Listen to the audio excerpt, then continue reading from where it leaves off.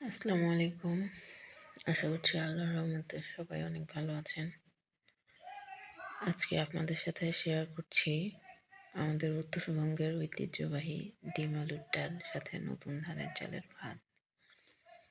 আসলে এই ঐতিহ্যগুলো বিলীন প্রায়। এখনকার জেনারেশনের বাচ্চারা আসলে জানেই না যে আমরা ছোটবেলায় এই ছোট ছোট বিষয়গুলো নিয়ে কতটা আনন্দ করেছি।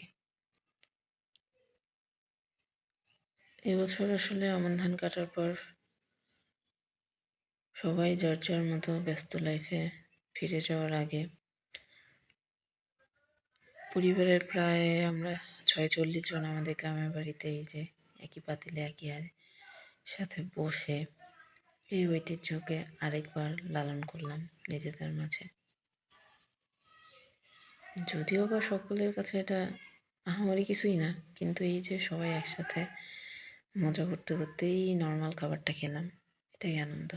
ধন্যবাদ সবাইকে।